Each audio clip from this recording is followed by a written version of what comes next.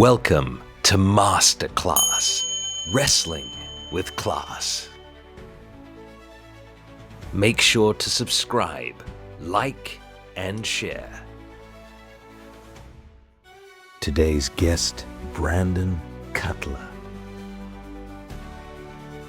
Produced by Victoire. Sponsored by Clark's Nutrition and Natural Foods Market for all your supplements and organic food and produce needs.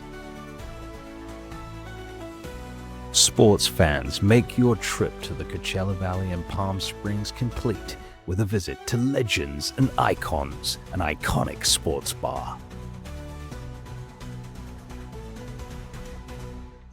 Hello, students, and welcome back to another episode of Masterclass. I am your star today, the Master Emir, 1/3 of Delirium, along with my co-star for this week. Ladies and gentlemen, he is an AEW superstar. He is a sensation. He's also part of the United Wrestling Network, too. Welcome to Masterclass, everybody, the Dragon, Brandon CUTLER. Hello. It's a pleasure to have you here, Brandon. Thanks for having me. Appreciate this. Yeah, Should be a good little chat. Absolutely. We always have great, fantastic, intriguing chats here on Masterclass. So, we're going to get into some hot topics today. We're going to be talking about the landscape of professional wrestling. We're going to talk about your amazing career. We're going to talk about life before you got into AEW, being the elite, all the good stuff that you were involved with. And now this Brandon, can we call it like a second wave, a resurrection, a rising, Right. a Oh phoenix? yeah. Oh, I like that. Yeah. Yes, Oh yes. yeah. Let's use that. So use Yes. the more flame, the better with this. Exactly. He is rising. He's a phoenix rising from the ashes, is the Dragon Brandon CUTLER. So Brandon, before we do begin, anyone watching this, make sure you smash that subscribe button. Make sure you hit the likes and share this with your friends and family. We greatly appreciate it. Remember, this is free.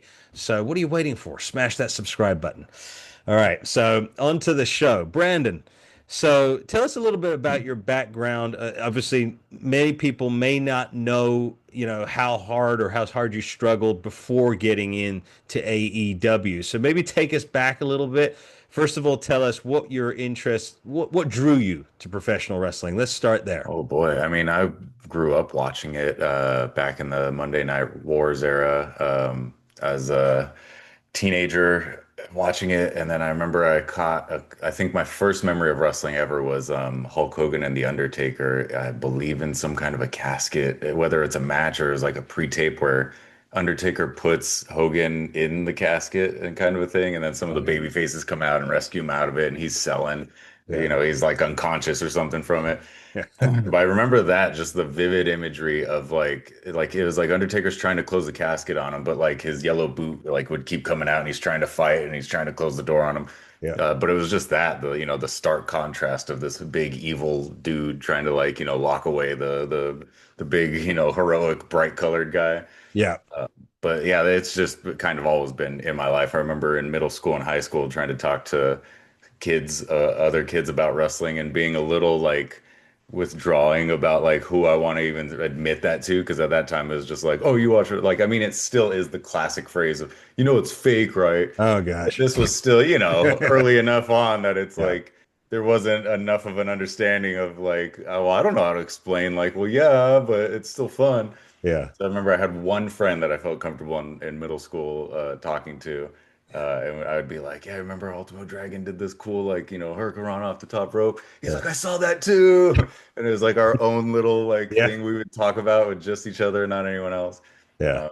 Kind of just like anyone that's gotten into wrestling, I always say we're the biggest fans of wrestling is because we loved it so much that it was like, well, that's what I want to do, kind of a thing. Yeah. Yeah. So, which is contrary to, you often hear the word mark. It's been thrown around so much.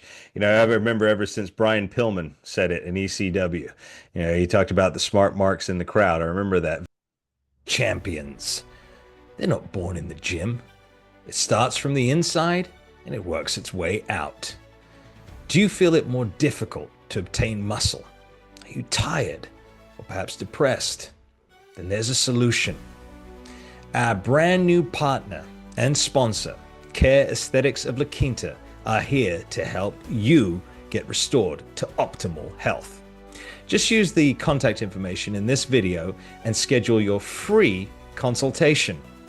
Be sure to mention the name of the podcast, whether that be Power and Glory, Styling, Masterclass, or Hey Roma, when doing so. We wish you all the best in your road to optimized health. And now, back to the show. Talked about the smart marks in the crowd. I remember that vividly. But yeah, they say that, but it's true. To want to be in pro wrestling nowadays, you have to be a fan. It's not like back in the Yeah. day when Vince got and scouted guys. Oh, you look like you'd be a wrestler. You should Yeah, you can train to make be good it. money here. Yeah. Yeah, it's different. It's a different ball game now, right? Right. It just Right. Yeah, depends on the. we grew up respecting it and falling in love with it, and then it's we want to emulate it and we want to do it and we want to bring our own like twist or our own ideas to it now. Where yeah, a lot of that those guys were like, oh, there's some money to be all right, it's a living. Yeah, yeah, exactly. Yeah. A totally different ball of wax, which would explain some of the contrasts. Because as I said to you before we recorded, Brandon, a lot of our viewers here are old school fans of WWE, and so they're used to the old school talent. But Right. don't be disappointed, viewers out there, because Brandon is definitely his character work is definitely a throwback to that. It's coming back. Don't worry.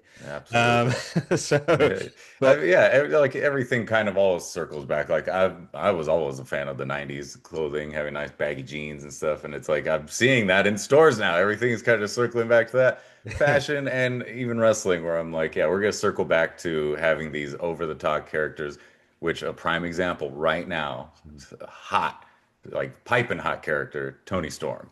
yeah, And yeah, that's yeah, an old school character right there. And yeah, it's like that's a prime example. And then even the Outrunners, another one. yeah, yeah. Yeah, It's slowly we're getting a couple. There's some gateway ones, and then it'll be before you know it, it'll be like, man, there's more people with these kinds of characters than not. Yep, it's interesting how it works that way. Like you said, but I think you'd still need your variety though. Wouldn't you agree, Brandon? You still Absolutely. need your, Yeah. your Yeah. athleticism, Right, and yeah. everything else. Because you can't go to an action movie and much like how the fun of those expendable movies is just tons of ridiculous action, but Yeah, you can't do that for like that's the joke of that movie is like you're gonna go see it and it's gonna be ridiculous with all the favorite heroes. But what made them all famous wasn't movies like that. It was like very much like more paced and like a story and then when the action scenes hit, they hit really good. yeah, So yeah, it is that you can't just have one thing of like this mm, is an action movie. All you're gonna see is action. Like right, no, you need some comedy, you need a little romance or something, you need some drama, you need a story to hook why this guy is here or something. Same yeah, with wrestling of yeah, you need a little bit of everything for everybody, yeah, which especially in the era that I grew up in, I loved watching the cruiserweight matches mhm, for the match wise, for like mhm, seeing the moves and the athleticism. But it was still like DDP and Sting were my favorite of like watching them, especially Sting, pure yeah, character. Like yeah, everything he did is awesome character work. And then like, you got handed to all the NWO guys that would just sell for him yeah, throughout it. But it was yeah, just that of all the great character work yeah. with it.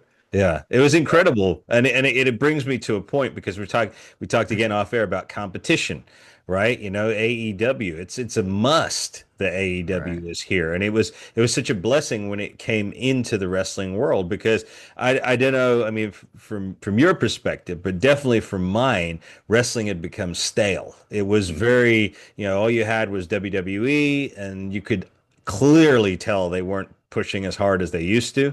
Right. And I was saying around that era, I stopped kind of watching wrestling or being active in wrestling from like 2011, I think from then to like 2017 Okay. that I went and had normal civilian life as I call it of like nope, just I'm gonna just go do the plan B that everyone says like no, if you want to make it in wrestling, you can't have a plan B. It's like, well, I went and did that for a few years Yeah. because at that point, being a wrestler trying to make it in the indies it was almost like beat into all of our heads that it's like, well, that's the wrong way to ever make it to WWE. They almost don't hire indie wrestlers explicitly. They only hire people outside of it. And then also as a fan, just watching the product, it Yeah. felt like you were being punished for watching the product of like they were constantly insulting your intelligence or trying to swerve you just for the sake of a swerve rather than it being like, it's kind of satisfying if you're leaning towards something Yeah. to pay that off rather than being like, well, no, let's swerve them. They were expecting that. It's like we were expecting it because you led us down that road. Yeah.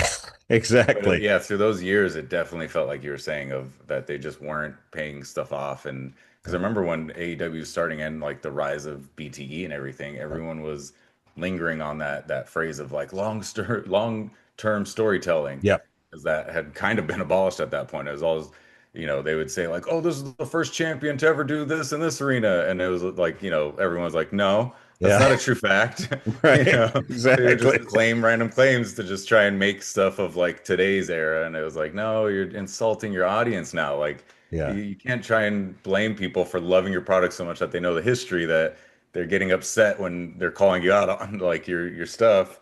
And Yeah. so I remember that was a big appreciation thing in that time, or just hinting at something a little bit and then Mhm. paying it off later. That Yeah. was a That lot makes of, sense. yeah, a lot of the stuff that early on in AEW they do.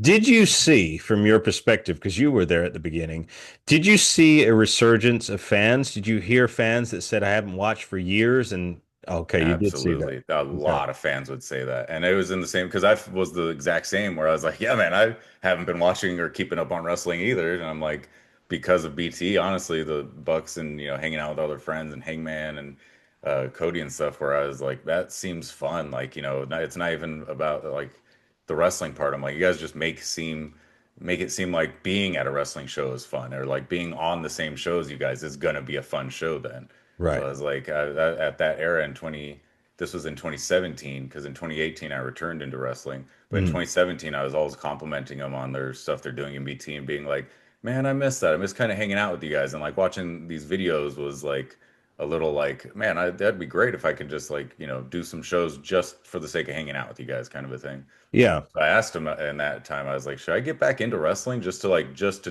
do it? Just Mm. like, and they're like, you'd be dumb not to. They're like, wrestling is great right now. So I was like, all right.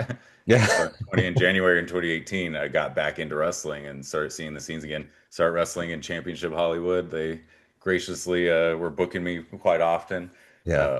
And yeah, it kind of like kicked off from there. That it was like I'll say a lot of the fans say it now of like the feeling was there of like, Yeah. man, this is like it's rewarding to be a wrestling fan again. Yeah, for sure. That feeling was back because I even remember at that same time you had the NWA. Billy Corgan was kicking off the NWA Right. Power, and that was a throwback again Yeah, to that's the again, 1980s. which a So lot of guys that were on that show are now big time. Like Eddie Kingston was on there.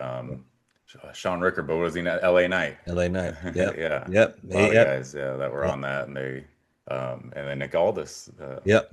yeah, So take us back a little bit, Brandon, to those years outside of the business. So you were training, you worked on the indies up until about 2011-ish. Mhm. So you were doing shows presumably in and around Southern California, or were we going further?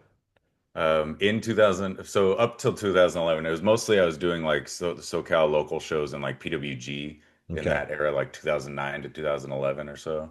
Okay. And then 2011, like I said, I was like, you know what? I don't know if I should keep chasing this. Hmm. And then I was afraid of if I keep chasing this, am I going to sacrifice ever having like a normal life and like a family and just that I'm like so like hell bent on, no, I got to make it in wrestling. And then like I'm slumming it or I'm homeless or something because I'm like I never earned money or I never got a real job. So I Right. started thinking those thoughts and I was like, you know what? I should probably at least have that backup of like have a normal job and like work hard to try and move up those ranks to be like, all right, I at least have a stable at home life. Yeah. And then now I can go back into which that's what I did during that time is that's when I met my now wife and stuff and we started having our little family and all. And then that's where I was like, all right, I think I got everything I would want to have in life. Like my life is pretty set, like, that Mhm. I'm like, all right, maybe I should, like, that's what I was talking with the Bucks. If I should get back into wrestling, and I'm like, I'll just do it on weekends and have fun with it. And it could be my fun thing that I'm doing, like, oh, that's my little side thing. And Yeah. then, like, little did I know that what was brewing up that year. Yeah. Yeah. You Yeah, a big storm of success was right. coming. Um, but in terms of and let's talk a little bit about that because we go into different subjects here. Let's talk about home life to a point, not too Right. in depth. But like your wife, you mentioned your wife. I'm married too. I love my wife. But oftentimes you hear from other wrestlers, and even I get into discrepancies with my wife. About wrestling. Right. How was it with your wife? Did she? So she while we were dating, it was so serendipitous that while we were dating, we would go to conventions and stuff because that's what we both love to do.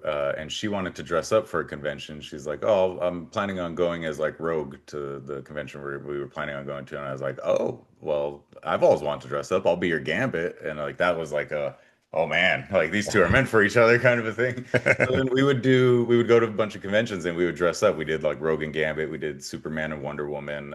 We did a couple of other characters from like these Dungeons and Dragons shows, Critical Role and stuff.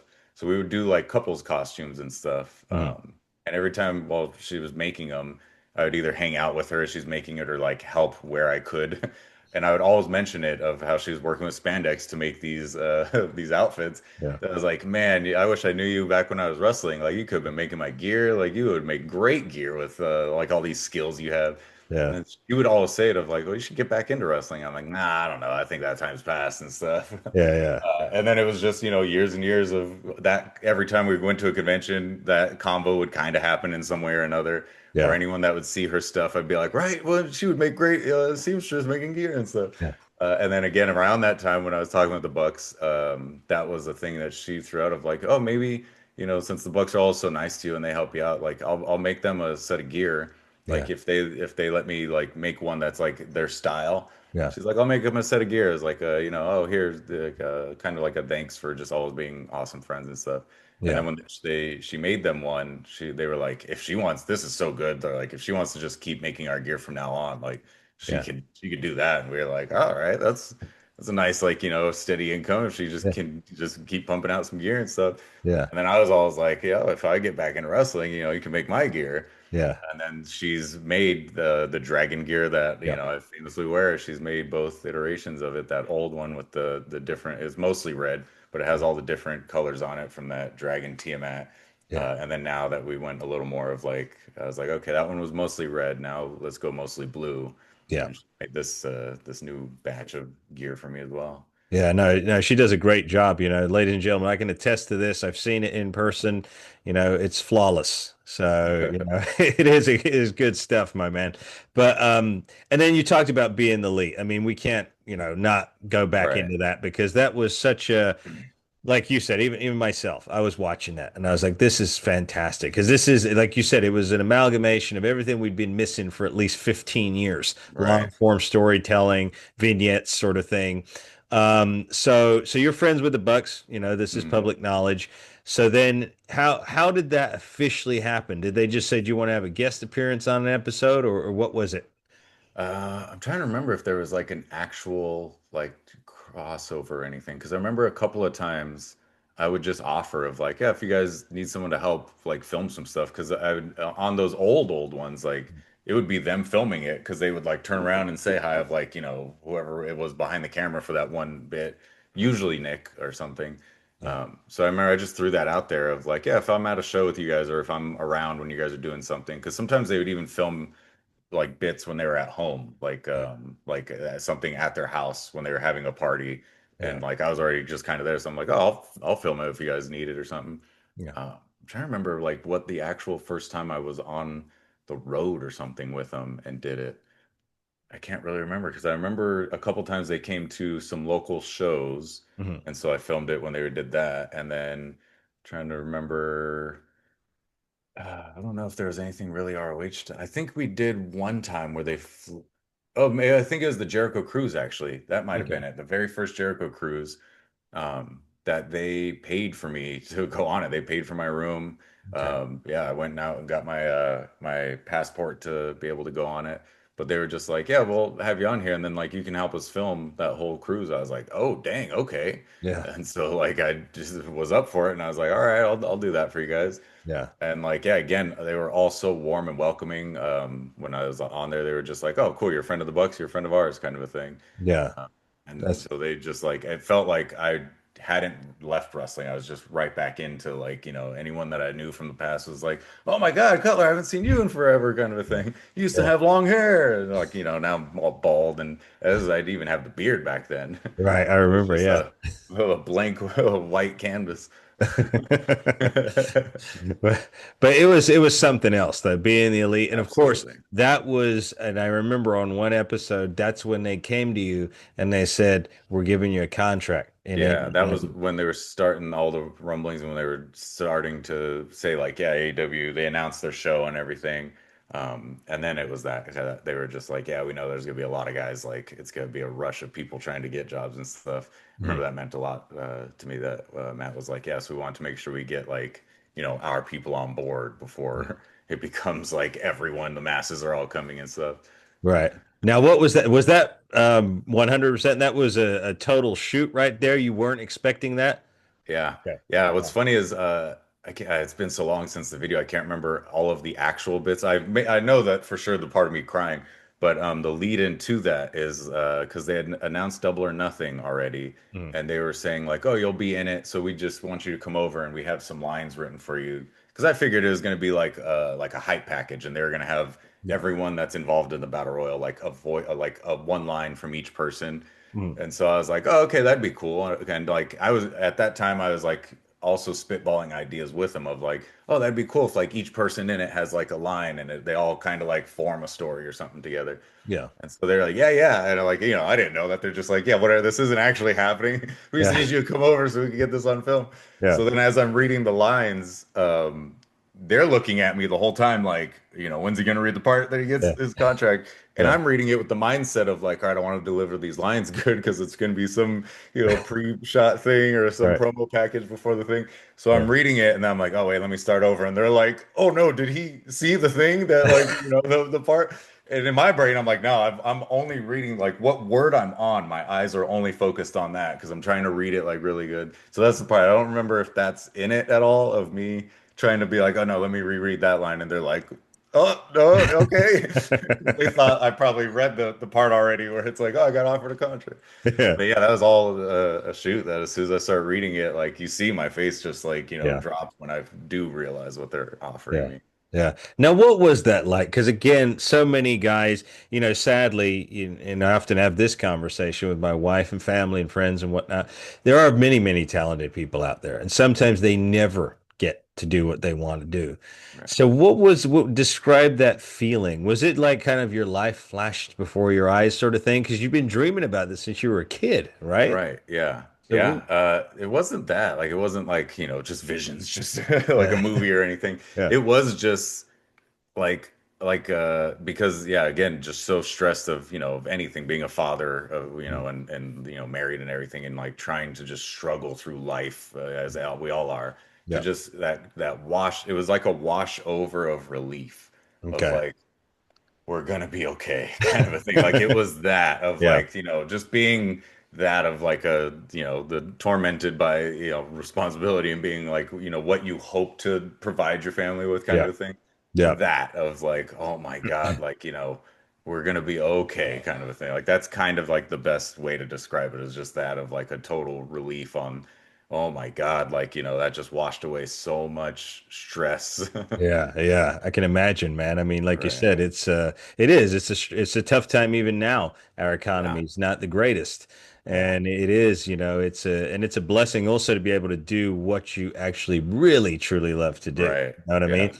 So, With the people that you're so excited to do it with too. Like that's where around that time I remember I'd do a lot of like podcasts and I'd all say it's not just a dream job, it's like a beyond a dream. Because it's mhm, like you couldn't have like if someone said, "What's your dream job?" You'd be like, "Oh, I want to do this." mhm. But it's like, okay, well, what would make that even better? And it's like, can I do it with my friends or can I do it with these specific? Like it's that of like if you start getting into more and more what you would want your dream job to be, it's like it's that many levels of like how great it would be.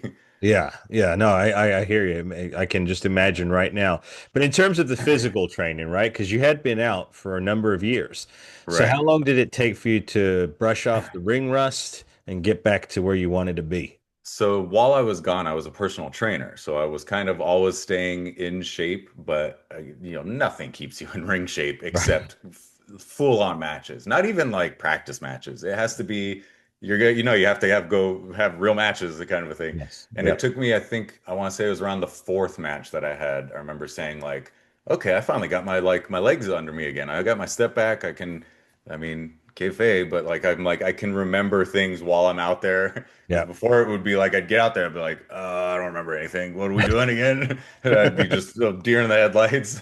But I was like, I don't remember half of what these moves are. Right. I was out of the game for a while. Like, what was that again? Yeah. Yeah. Plus, it must have evolved even in that 7, 8 year Yeah, period. I everyone mean, has different kind of names for everything, or like there is just new things that I'm like, I don't know what that is. I have no idea what that maneuver is. What's everybody calling that now? yeah. Yeah, Exactly. Yeah. yeah, like Canadian destroyers.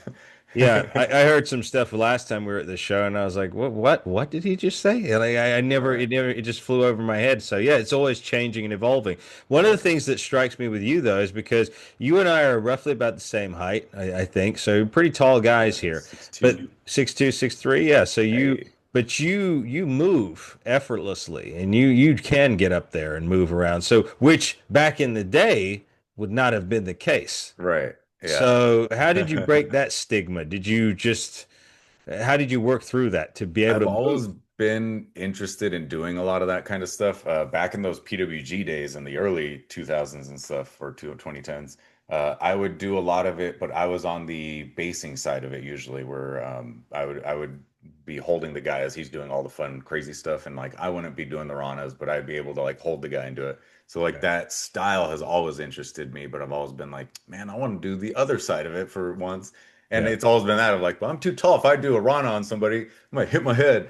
And then I would see guys just do it like a Nick Jackson or a Ray Phoenix, where it's like those guys could do a rana on a broomstick. Like they could just do it if the human that they're doing it to didn't touch them at all, kind of a thing. They could do full on rana. So I was like, there's a way to do a lot of this stuff if you Mhm. get so good at it that it's like, yeah, it doesn't matter if the other person helps or like even does anything. Like they could just stand there like a board and I could do it. Yeah. And Yeah. so I started training with that mentality of like, all right, I'm gonna try some of these things. And I would do this was recently, a lot of this stuff was like in the last year before AEW shows. I would just fool around in the ring with a bunch of the guys, Mhm. and I would just get better at stuff to just work past my own like mental blocks of just like, yeah, I know I shouldn't be doing that stuff. But I'm like, but I want to. So I Yeah. was like, all right, I'm gonna kind of do some of that. Some of the guys I worked with were like Ray Phoenix and stuff. Commander was Yeah. another great one. Dante from Top Flight. Mark Quinn from Private Party. A Yeah. lot of these guys that are like just they do everything effortlessly, and Yeah. they're just great that they're open to help anyone that wants that help too. That I would always go to them before the shows. They're like, "Hey, you gonna train before the show?" And they'd be like, "Are you gonna?" And I'm like, "I'm always there, man. I'll see you if you're there." Yeah. Yeah. No, that's cool. And then in terms of outside of AEW, were you working with the Bucks? Because I believe they've got a ring, right? They've got their They own. have a ring, but they haven't like had it set up for a number of Okay. years now. But yeah, Yeah. they have one. Yeah. But yeah, I usually will go down to like some of the other places, like the Santino Bros. They always had some Okay. stuff kind of going on with Zocre. I would try and Yeah. uh, And how important is it, again, for any aspiring wrestlers out there? You tell, because I know myself, I just recently got back in the ring, mm, training with one of the guys from EWF. And yeah, I can attest, like I said, you take a long extended time off. Yeah, you're right back at zero. yeah. So, how important is it to keep consistent? And what would you recommend to somebody who's coming up in terms of training? Weekly, how many times, or every Yeah, 2 weeks? I mean, training wise, as much as you can get, because then you're only going to break down again your barriers of not just like my example I gave of whatever it could be. If someone's just afraid of like doing like kind of rolls or like something to do with some ropes, or that they're like, I just can't leapfrog over people. I feel like everyone has to like duck under me too low or something. Yeah. The more you train, the more you'll get effortless at stuff Yeah. that it won't take as much on your body. It won't be as demanding on your body to do some of those things. Like take a look at any of these high flyer types, like a Will Ospreay, Mhm. who can move around the ring and do insane flips. And you're just like, if I did one of those flips, I would be so blown. Yeah. But because he's done them so many times, he's gotten hundreds of thousands of reps in of those things. Yeah. So him asking his body to do a flip like that is kind of effortless because he's so trained to do it Yeah. that it's like you need thousands among thousands of reps of everything so Yeah. that your body is just like, oh yeah, I could do whatever. If it is like the a tackle drop down, kind of like a normal scenario, that it's like I can do this almost kind of like any piano player or anything of like, yeah, I can play this song Mhm. just feeling it. I don't even got to think about it anymore. It's going to be that of you'll be able to. take a move or give a move, and you'll never even have to think of it because your body is so used to doing those movements. Hmm. And then it does take less cardiovascularly on yourself. Right. So it's like kind of everything you can, like, Yeah. as many times as you can handle training a week. Yeah. If it's the options there, Yeah. then like, go for it. If you've got open weeks, as many times as you can. I'd say at least once a week or every 2 weeks, to try Yeah. and stay in. And then it just depends on, your schedule. If you're not getting any wrestling matches, then as much as you can. And then if Yeah. you're getting wrestling matches, then you kind of need to tone it down a little because Yeah. you'll do your match and then honestly you're going to need to recover from it. Yeah. So it's like, yeah, I get like it'd be like, oh, got to train hard and go hard. I'll train the next day, but it's like you got to let your body heal though. That's a big part of a lot of this Yeah. because you're gonna burn the candle on both ends, and then like, yeah, it's nice in the moment, but then when you're older and your left hip goes numb every time you're on a plane, then you're gonna Yeah. be like, yeah, maybe I should stop Yeah. doing so much training on top of it, or Yeah. like lighter versions of training when you can control, what you're Yeah. you're gonna do for the day. Yeah. Now, how about you, Brandon? Because again, I was thinking about this morning, how wrestling is evolving and it's changing, right? Maybe 15 years ago or such, wrestling companies were looking for the guys in their 20s. That's not so much the case anymore. Most of the guys that are at their prime right now and doing the best are in their 40s, Yeah. even early 50s now. And it's Yeah. changing. It's like the business used to be.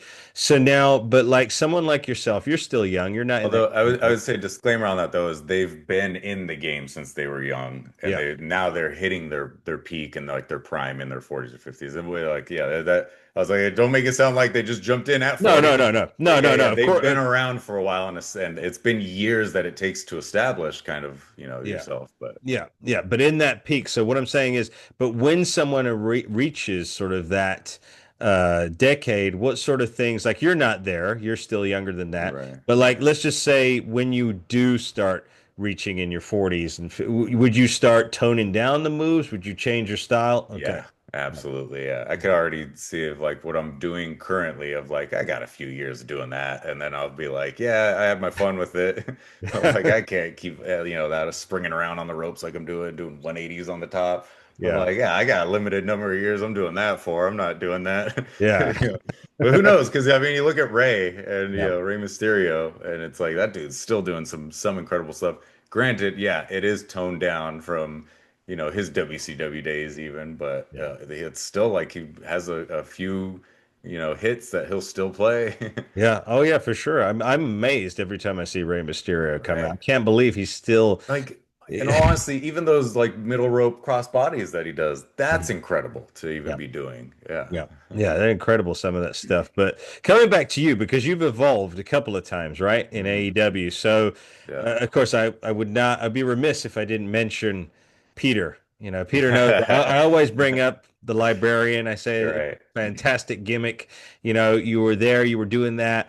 And then you were with the Bucks. No, actually, you did the Dragon first, right? The You dragon, that's when I debuted the did the whole Dragon. thing with Peter. Yeah. Yeah. Right. So what was the idea behind, for the benefit of those who maybe don't know what happened? What was the idea to transcend away from the dragon and then bring in the gimmick, which I told you famously you didn't know, but I said look up Ali G, right? In the Ah, Ali G is a UK comedian. Do you want to look him up right I'm now? gonna look at All right. Ali Ally. No, Ali, Ali G. Okay. Okay. And he wore a sports costume, much like you. He had Oh, yes, okay. Yeah, I remember this. This was when was this popular around? Yeah, like Yep, 98-ish. yep. Yeah. Yep. So Yeah, that's insane. Yeah, this was a subliminal thing because I remember this completely, but like, yeah, I didn't think of this ever this whole time I've been that gimmick. But yeah, I remember seeing that. So that was yeah. maybe subliminally somewhere in there. Well, it worked. It worked. Right. It worked for the time. But what was the idea behind that? Was that you working with the Bucks and Tony, or was that something? Where did that come from? So that was around the time, yeah, when I was doing the stuff with Peter and whatnot.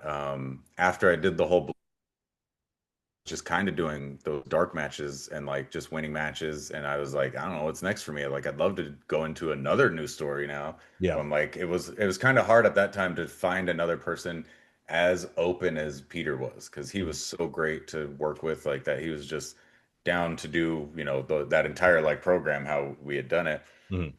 That anytime I'd pitch an idea, he's like, "Yeah, let's do it." Like, I loved it.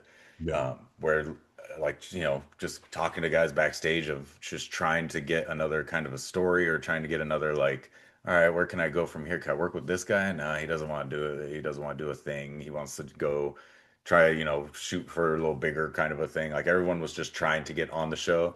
And I Mhm. was like, yeah, that's nice and all, but I'm like, I'm trying to just have a story with anyone anywhere. Like that's what I liked with Peter. Mhm. Whereas like we could just do this on Dark because who cares where it goes? If it's a good story, it'll Yeah. be remembered, and that's one of the most proud things I have out of AEW is that story with Peter. Because anytime, even if it's in like a tongue-in-cheek tone, anytime the greatest feuds of AEW get talked about, me and Peter's feud is always brought up. Like it's a guarantee that our feud gets brought up, even if it is just a jokey like, "Hey man, we're not going to mention the greatest feud ever of like Peter and Cutler," Yeah. but it is like, well, yeah, because it was one of in my opinion, was the best feuds that we had at the time. Yeah, it was Like really good. it stands out because it is like a little nice timestamp of like what was going on in that time.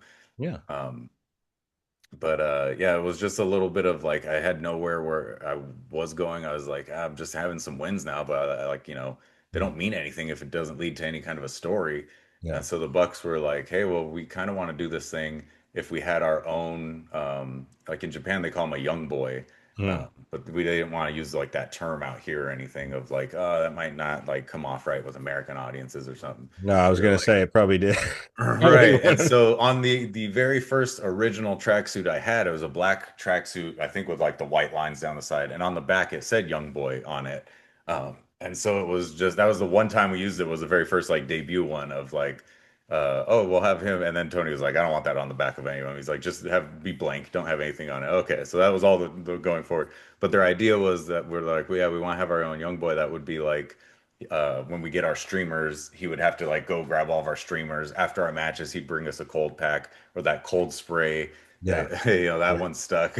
Yeah. But like stuff like that, like we have a guy that like tends to us after our matches or whatever.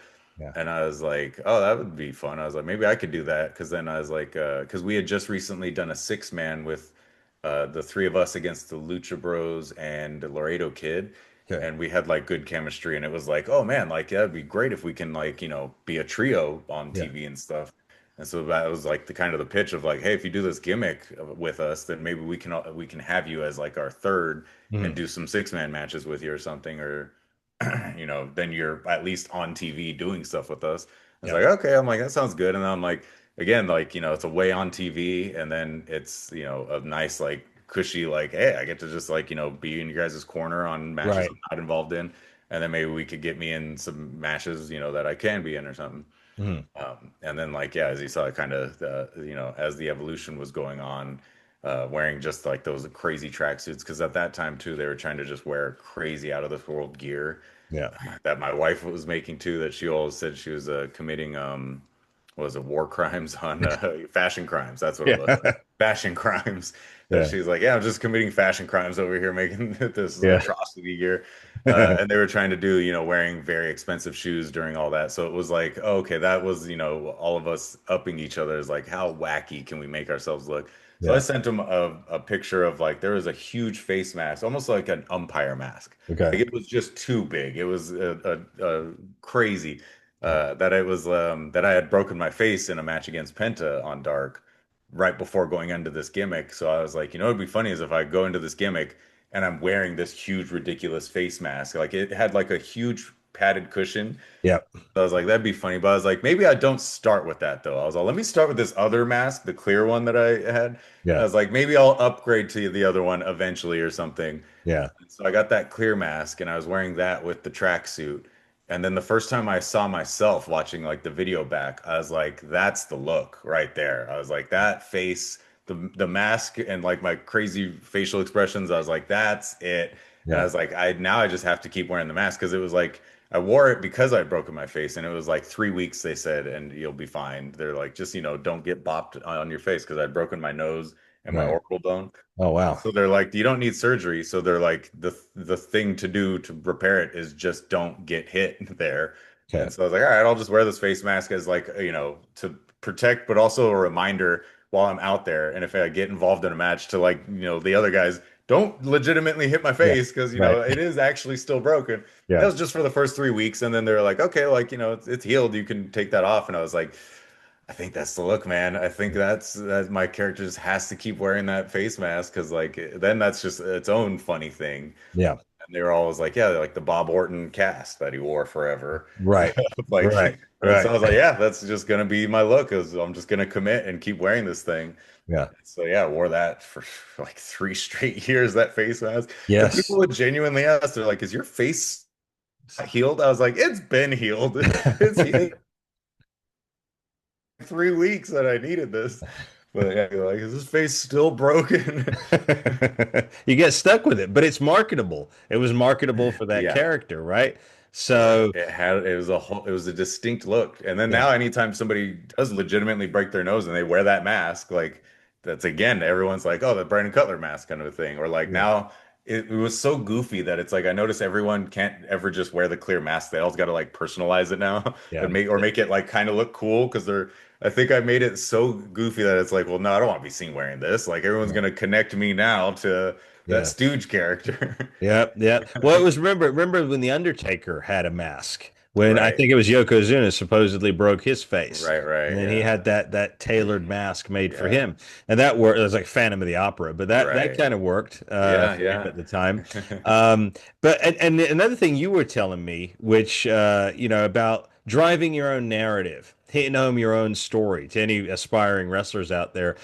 Brandon, you were very much in the Bucks in the driver's seat of those storylines, correct? It's not somebody feeding you Right. this information. Of You want to clarify that? With Peter, yeah, that was kind of me, and then like spitballing it with the Bucks and stuff as like how we would always travel every week. But yeah, it was the overall story arc was like my little idea, Yeah. and that's why I said like Peter was just so great that he was open to do it because a lot of other guys would be like, well, I don't want to lose that many Yeah. matches to have this match with you or whatever. Yeah.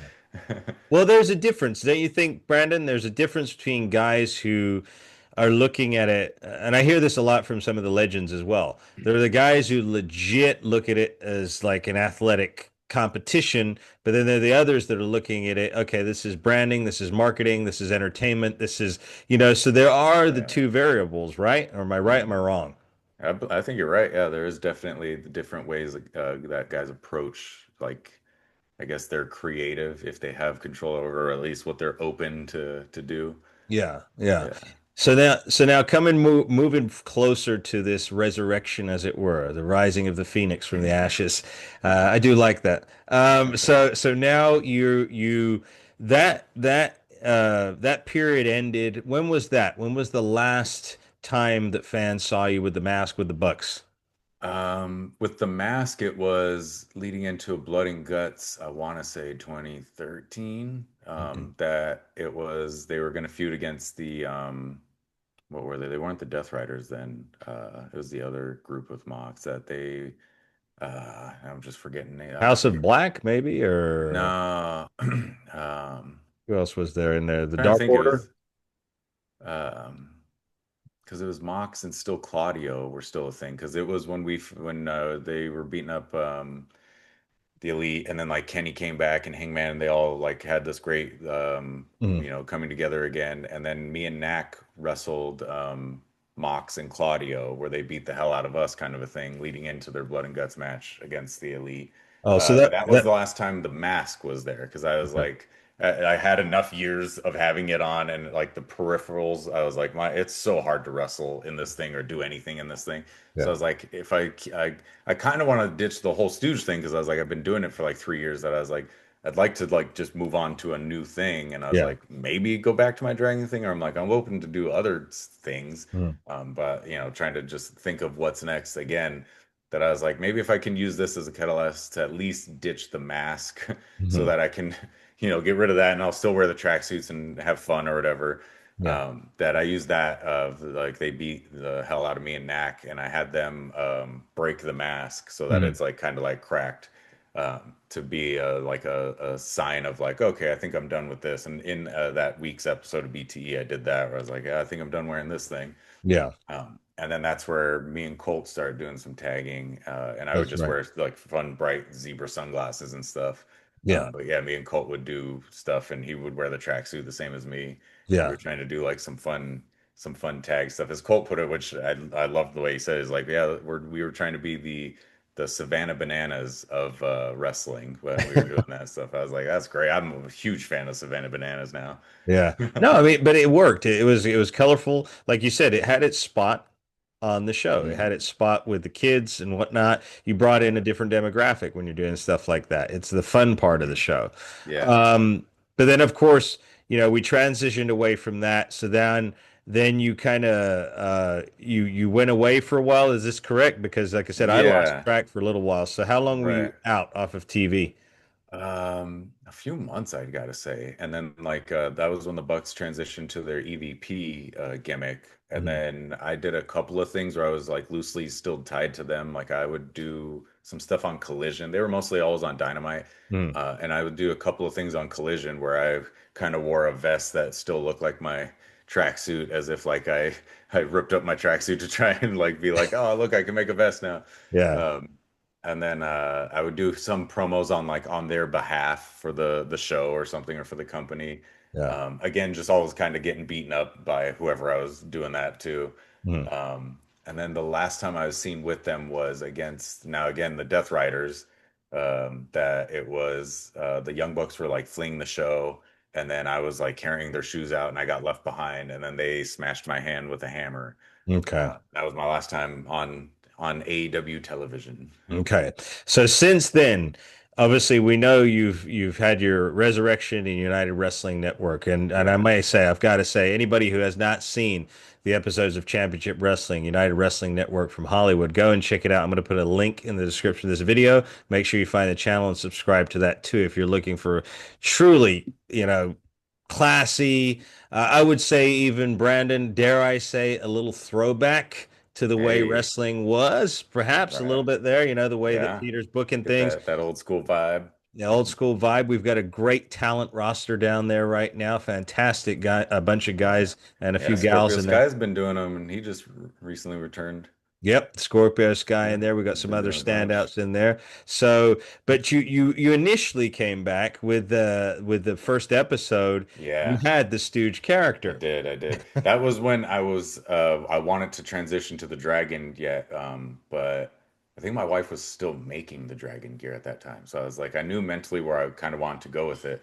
And Yeah, I was even kind of telling Peter of like, he was like, "Oh, maybe we could do something on the show where you become this." But I was like, "Oh, look, I got a video I'm working on that I want to drop on socials and stuff that I'm excited." And yeah, that's the video I posted yeah, where I have the tracksuit hanging on like some ropes and I'm looking at it like talking to myself mentally, yeah. kind of like the stuff you can't do like on an actual wrestling show because they don't want like the invisible camera or like you can't have like those like intrusive thoughts Right. actually be on the show Yeah, or whatever. So it's like I made a video kind of like where I'm like, no, this can only really go on socials because it's like it's its own, it's like a movie more so than like wrestling. yeah. Yeah. Yeah. So then but now you're back. You're using the dragon gimmick now. It's fantastic. I'd say it's hot. It's on fire. Every pun Hey, intended. It's it's good. smoking. It's smoking. It is smoking. I appreciate it. Like many of our viewers out there, I'm old school, man. I like the characters. I like it. I often say, if you can envision it as an action figure, you're good. Right, Right? yeah. That's it. So, I mean, if I was a kid and I saw the Dragon Brandon Cutler action figure, I'd buy Hmm. it. So there you go. I mean, Right. it's just like it's I okay. agree. You're hitting that demographic, right? Which that also just kind of tracked back a thought of during that time in 2018 when I was trying to like find like what I wanted to do because I would just come out and just be Brandon Cutler and I'd just wear flashy gear and I was just a guy. I Yeah. didn't really have like anything yet. I wasn't the dragon yet. Mhm. And one of the things that really rang a bell for me was I went to a TNA tryout and there Jimmy Jacobs was one of the coaches that was doing it. And after the tryout, he was just kind of going around and he noticed me. He's like, Cutler, he's like, why are you here? Because he recognized me back from all those like PWG days. I Yeah. was like, hey man, I'm back in wrestling trying to get like, a hang of everything. But he was talking to like kind of everyone that was at that class. Mhm. And he was just like, if you're ever having trouble finding out like what you want your gimmick to be or like what the end result of it is, he's like, it at least that from his advice is try and think of what your character's like WrestleMania entrance would look like, and Mhm. like what kind of like is it like pyro, what kind of like stuff is it you're coming out on a tank, or what would you be coming out on or in, or like that kind of a thing. Mhm. He's like, think about what would you, if you could make it anything, what would you make your WrestleMania entrance be, and that will like then start working backwards and being like that's what your character his ultimate moment could be. So it's like work back to get to that. And Yeah. that just hit with me where I was like, I don't know how, but it was like that I started envisioning that would be so cool if I had like this like D&D, like a dragonish character or something where I'm like big old like elegant like robe kind of a thing and like yeah, dragon helmet kind of a Yeah. thing. Yeah. And so that was where my wife started, like, I had that discussion with her of like, he just told me this cool, like, thing, and it just started hitting, like, my brain started just firing off on like all cylinders about like what I kind of want to aspire to be. Yeah. And then she was just like, all right, I'm all in on that. And Yeah. she made that first dragon robe. And I was like, I kind of want to just wear this all the time. This should always be my entrance. It shouldn't just be a special one. Yeah. Like, Yeah. this should just be my character's, like, yeah, that's what I should come out in, kind of a Yeah. thing. Yeah. Yeah. So it was No. like the beginning rumblings of it, but I just remember that gave me such it was like one of those aha moments of like that advice worked for me of like, oh man, that helped me figure out a character. Yeah, yeah. And have you found that the kids respond better to you when you're in that gimmick, or rather than before? What was the demographic differences when you were playing the Stooge, when you were Brandon Cutler, and that, Right. just Brandon Um, Cutler? What's the when difference? I was the stooge with the Bucks, because it was so heel, and like I was always kind of bad guy, I didn't really notice much of the kiddos since I was being a bad guy. I would always say I was pretty much Waluigi, where I was like a tall, like the villain character that is always gonna mess it up himself, whether the Yep. hero thwarted him or not. Yep. Where it's like, well, yeah, he's just gonna, nobody could be there and he'll mess it up, kind of a thing. Right. Right. So like that's where I was like, it still is made for kids, that character. And then when me Yeah. and Colt were doing stuff, we were babyface doing Mhm. fun tag team antics. I saw a lot of kids really enjoying it. To the point where a lot of times we were doing the show, the dark match before a show to like hype up the crowd. Mhm. That I would start bringing an extra bandana that again my wife made out of some of the materials, the suit that I had. I would start giving those to kids and they would love it. They'd be rocking it and stuff. And then Yeah. like, I'd be getting a lot of like people reaching out of like, oh, my kid loved it that you gave him this or something like they DM me or something. Yeah. Um, so like that, I was like, okay, that definitely did work for the kiddos and stuff. And Yeah. then now that I'm doing this dragon thing, I got to do a show out in Canada. I got to do a whole weekend. That Mhm. was great. But one specifically for the purpose of the kids' stories, for top tier wrestling, I did. There was a lot of kids in that audience. I'd say like 80% of the audience was kids. Yeah. And then so as I did my entrance on there, it was a huge like ah, like you could just hear the high pitch like kids Yeah. screaming when I came out Yeah. to where one of them, as I was walking, I was like doing like fist bumps or like hands or something with it, or, Yeah. like high fiving them as I was going out. Yeah. That one of the kids I remember just like as he was staring in awe of me I was walking by, he's like, "You are so cool." I was like, "Oh yeah."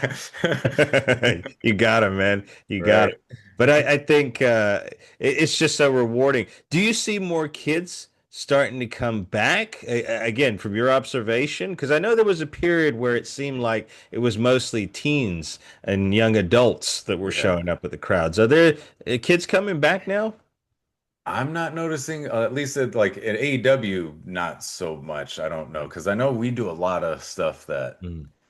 isn't kid friendly, a lot of blood and other things that Yeah. is like going through glass. So I'm Yes. like, I know Yes. there is kids there. I do see kids, Yeah. but I don't know if it's grown or if I would say it's probably stayed for the Okay. last like at least couple years. I Okay. don't think I've noticed a ton of kids at the shows, Right. but Yeah. at least in that particular indie I did, there was a lot of kids. So I'm like, Yeah. hey, yeah, that sounds like a fun night for kiddos. You guys want to go to a wrestling show? Yeah, yeah. It's just because it's just me personally. I have seen an influx of kids again. Okay, The yeah, indie shows we've been at, and even this past time at Championship, I know there's a lot of little kids. I mean, I know it's summer yeah, vacation, but at the right, same right, time, they're engaged. They're fully there with it. yeah, So, I was just curious about that because obviously, as we know, when you and I grew up watching this, I mean, heck, Vince had just spent what 15, 20 years heavily blasting kids to get, and it was that generation that carried right, into the Attitude Era. They were the yeah, ones who yeah. grew up watching it. So, Right. Yeah. And then it's kind of like it went backwards of like it was Attitude Era, which is very much for like young adults and yeah, like teens and stuff. yeah, Then it grew into more of like the PG era where it's yeah. like, well, wait, now we're all getting older and now you're gonna go for the Right, younger right. younger age range. Um They keep leaving people behind, you know? right, yeah. It's like you keep switching your demographic at the wrong times. Like you gotta go PG era and then as they grow up, then go Yeah. for Yeah, the yeah. teen era. Yep.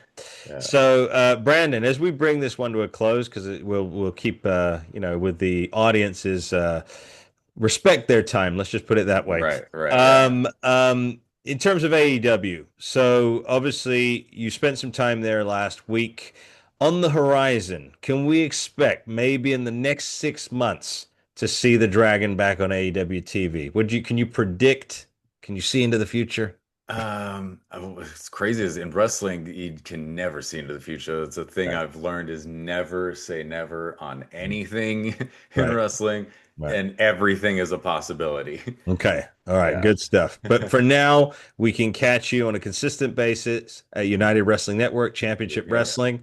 There'll be a link there. Have you got any other big shows coming up over the summer you want to plug? I don't know when this is coming out, but at least on July 20th, I believe, is the date. Let me go check real quick, make sure that that's correct. July Okay. 20th, I will be in Canada again. Okay. Yes, it is July 20th. For A1 Wrestling, Alpha One Wrestling in Hamilton, Ontario. Okay. Well, this will be out before then. So if anybody Hey, there you go. yeah, if any of our Canadian contingent are interested in seeing the Dragon in action, you heard it right here, July 20th, Yep, A1, you yep. said, right? A1 Wrestling. Yep, yep. So in And then Hamilton, if not, Canada. anywhere that the championship wrestling is. I've been pretty frequent on there. Yeah, yeah, you're getting frequent air miles flying off Yeah. those turnbuckles there, Brandon. Yeah. So, but Brandon, it's been an absolute pleasure hosting you this week on Masterclass. Thank you so much for sharing some of your time with our audience here. Thank you so much, man. It's been an absolute blessing. Stay on the line. I'll just say goodbye to the viewers. Ladies and gentlemen, students of I was going to say, you know what I was going to say, but I'm not going to say that. But students, thank you for joining us this week. We hope that you got some entertainment, some education, and some inspiration, most importantly. Make sure that you do subscribe to the channel, like, and share, and we will see you next week right here on Masterclass. God bless you. All right. Thank you, Brandon. Thank you, man. Appreciate it. Okay.